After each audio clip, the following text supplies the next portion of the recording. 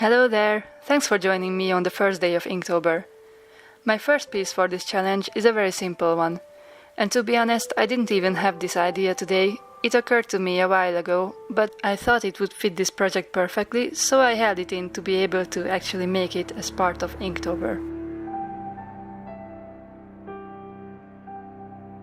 As you can see, I'm not using a fine liner or anything like that to draw the lines over my pencil sketch.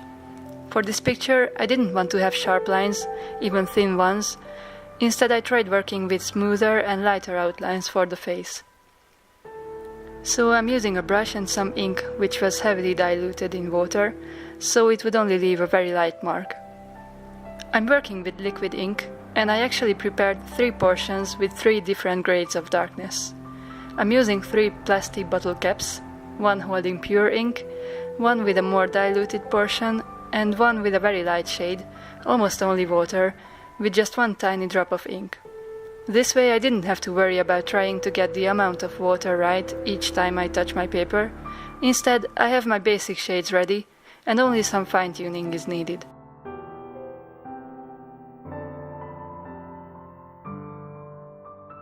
Since I wanted this girl to have very pale skin, there is almost no visible shading on her face. I mean, there is shading, but it's so light, I'm not sure my camera even picks it up. I just wanted to focus on her eyes and lips.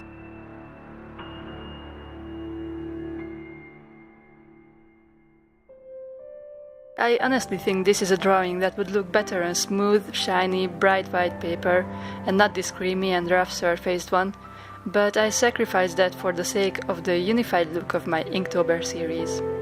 Although I like this one too, but still, it would be cooler on perfectly white paper. Her hair, I originally wanted it to be jet black, and then it didn't really turn out that way.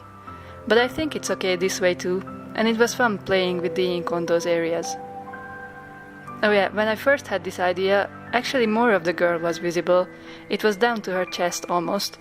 And before getting down to do the sketch, I even started planning what kind of clothing she should wear and what do I put in the background. And then I realized that the whole point of this drawing is just her eyes, and if I went with my original composition, the eyes would not get enough emphasis. Eventually I decided to blow up the size and make it a super close-up of her face, to show the eyes how I wanted.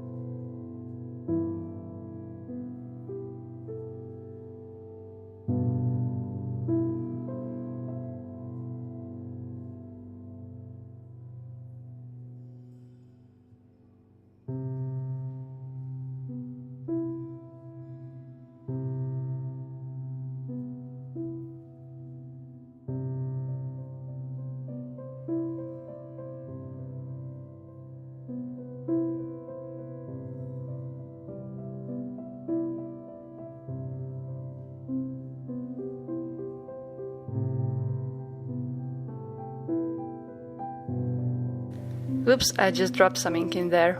Well, okay, it's fixed.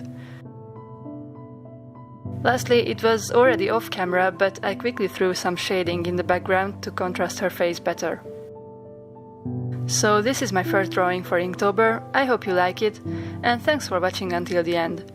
If you are participating in Inktober too, let me know in the comment section where to find your stuff, because I'd love to check out what you do. I'll be back tomorrow with another drawing. I hope I'll see you here again. Bye!